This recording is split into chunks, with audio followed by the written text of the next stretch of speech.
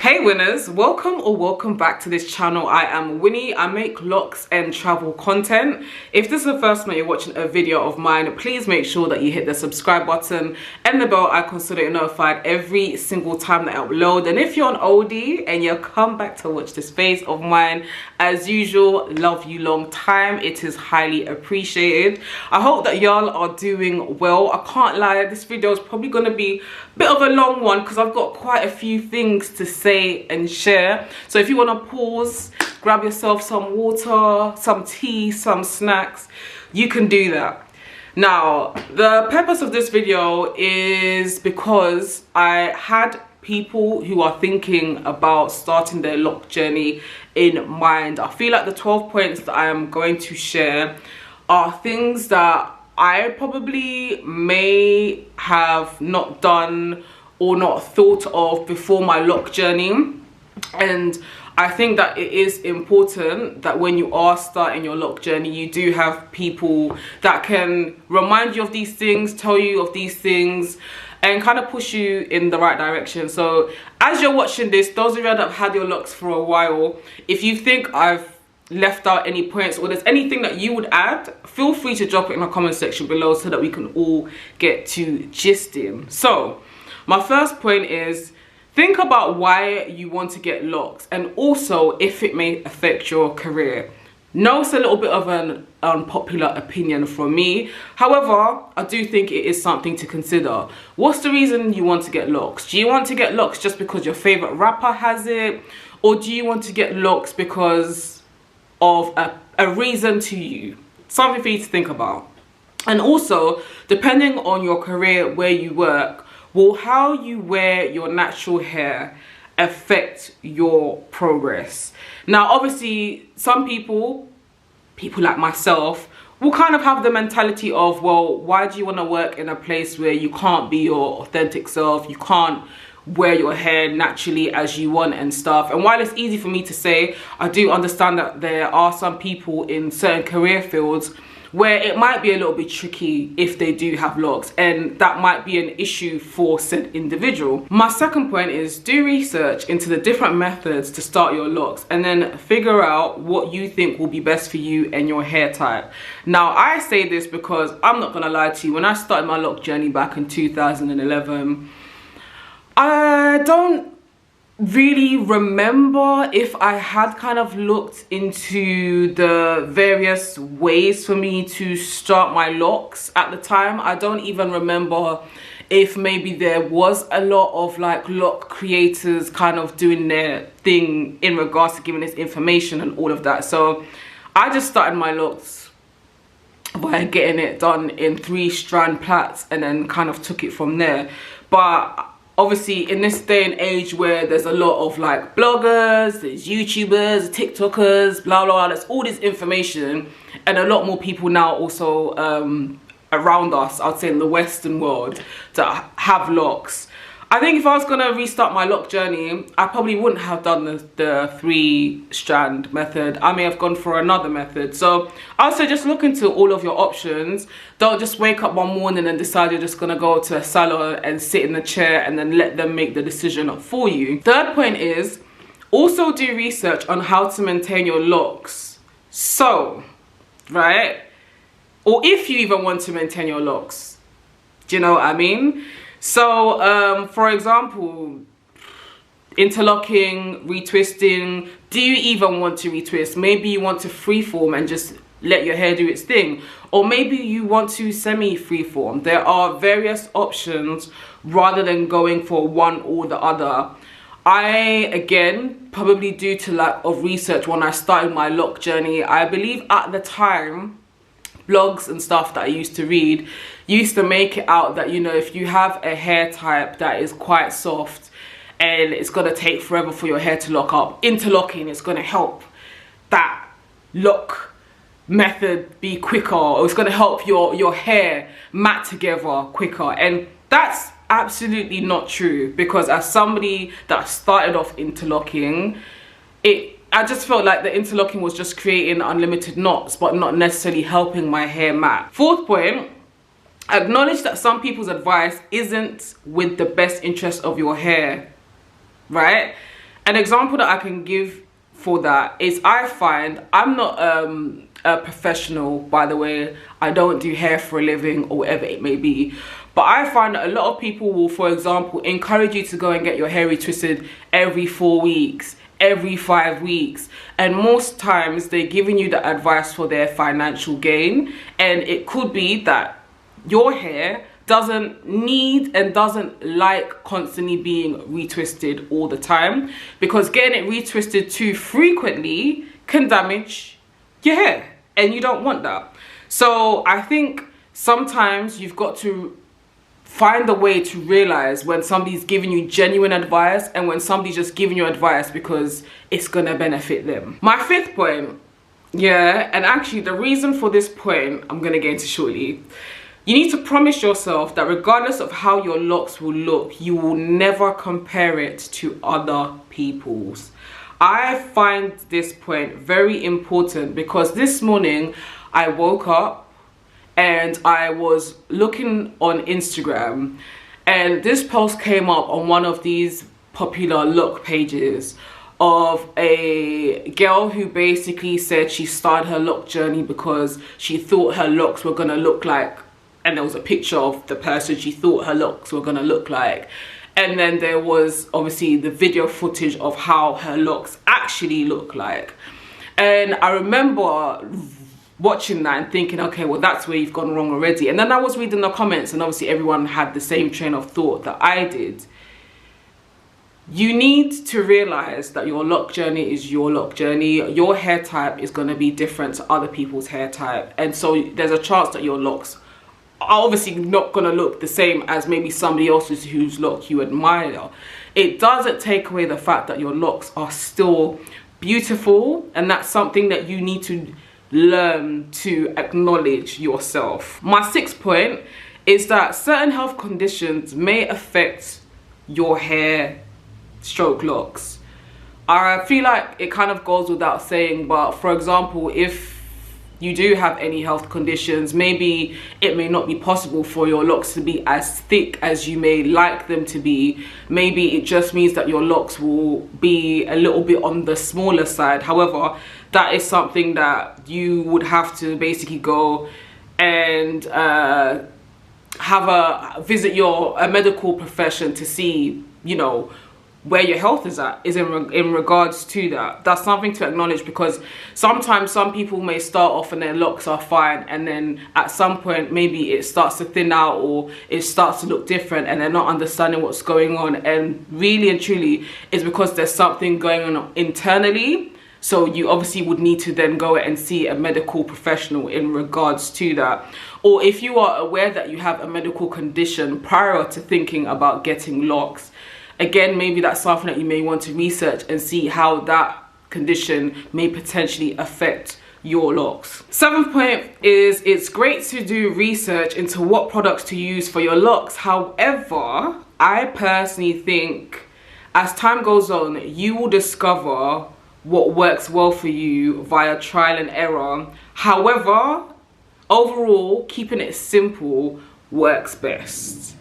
So, you know, you'll come on here and sometimes you'll watch certain videos and somebody is just using a lot of products, and sometimes you're watching these things and it feels overwhelming, or sometimes you're watching it and you feel inspired to also start using a lot of products on your hair and stuff like that, because these products have all these fancy names and maybe it may smell nice or whatever it may be. But with locks, right, and you probably hear this all the time, less is actually more.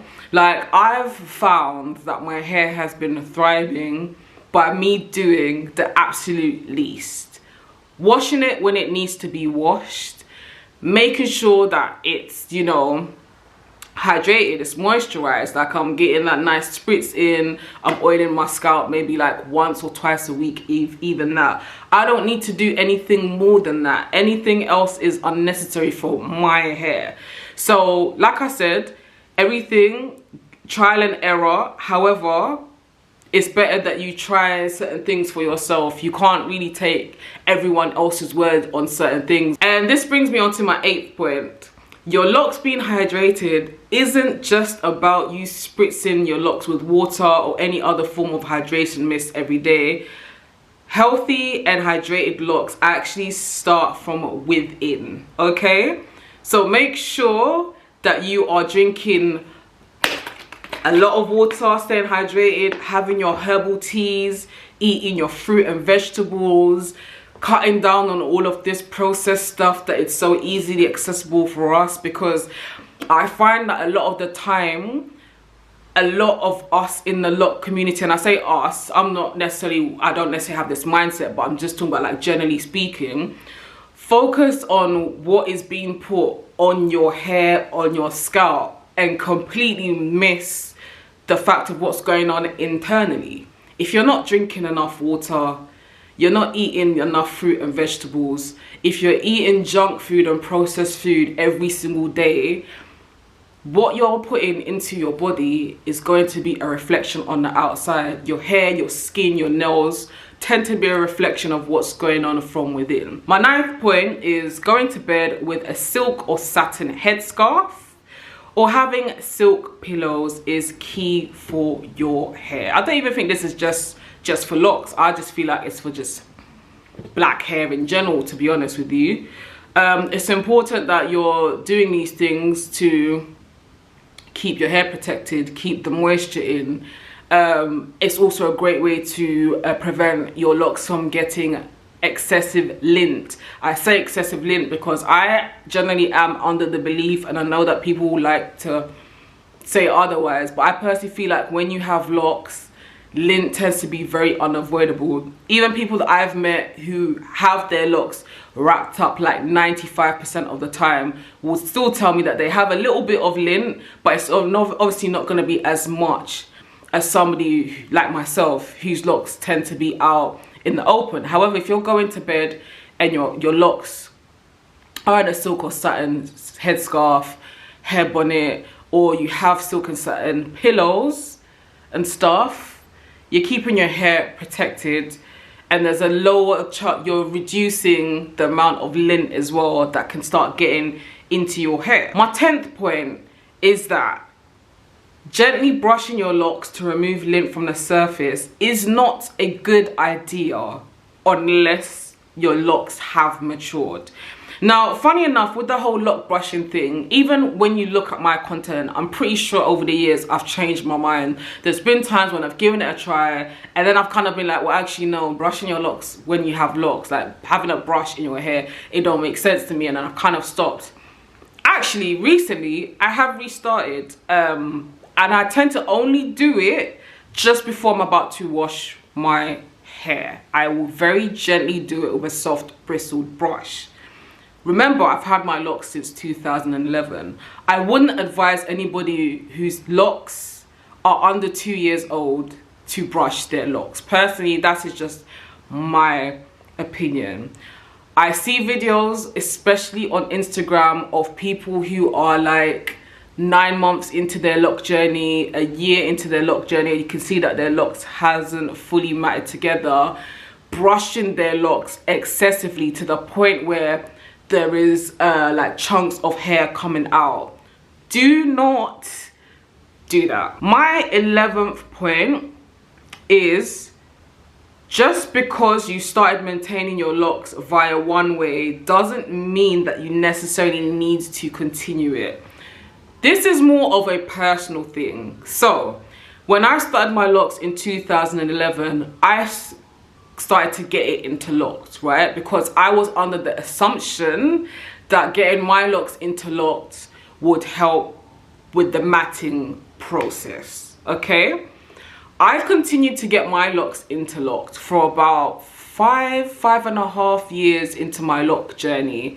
And then after doing research, as you know, time progressed, I started to realize, well, actually, I don't like how my locks look when it's interlocked. I find that when your locks are interlocked, or when my hair was being interlocked, I should say, it was giving my locks a thin kind of look, a thin floppy kind of look that I didn't appreciate. I wanted my locks to have more of a fuller look, have more fuller roots, and I found that interlocking on my hair wasn't working for me. So what did I start doing? After 5.5 years of interlocking, I started retwisting. And I kept on retwisting when necessary up until literally January 2024, which is literally not too long ago, where I decided, you know what, I don't even want to retwist anymore. I now want to semi-freeform. If you don't know what semi-freeform is, this is not necessarily the video for me to go deep into it, but it's literally where you don't retwist your locks. However, you do gently separate your locks after washing or as you're washing it, because you don't want the roots to mesh together. And it just requires very little maintenance in that sense, as in you just separate the locks so that they don't mesh together. And also, if you're like myself, where there's hair that grows outside of your lock, which you probably won't discover until you've started your lock journey, then you would do things like braid the loose hairs into the lock so that your roots don't thin out. My final but not least point is an unpopular one, and guys, don't cancel me, hear me out. If at any point your spirit tells you to end your lock journey or to restart your lock journey, and if you decide to listen to it, don't feel bad, right? I'm gonna be very honest, because I find that there's not many Locs content creators that I maybe watch or come across that talk about this. I've had my locks since 2011, like I said. Over the years, there has been multiple times when I've thought about bringing my lock journey to either an end or restarting it. I have spoken about this a couple of times on here, but it's not every single time that it happens that I do have, you know, this open conversation. And just generally speaking, I think there is a bit of a taboo in a lock community when people decide to, you know, either restart their lock journey or to just simply cut their locks off and not restart their journey, which I personally think is very, very unfair. I am under the belief that everybody has the right to do what they feel works best for them, and nobody should be judging people for deciding that, you know what, they no longer want to continue their lock journey, or for deciding that they've learned so much on their lock journey that they want to restart their journey with all of the knowledge that they have now acquired. There is nothing wrong with that.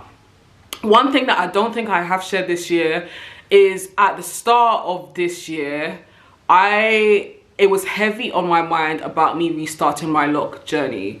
I don't know, well, now I kind of do know what the reason was. The reason that I have learned it was that I was not happy with how my locks were looking and feeling at the time.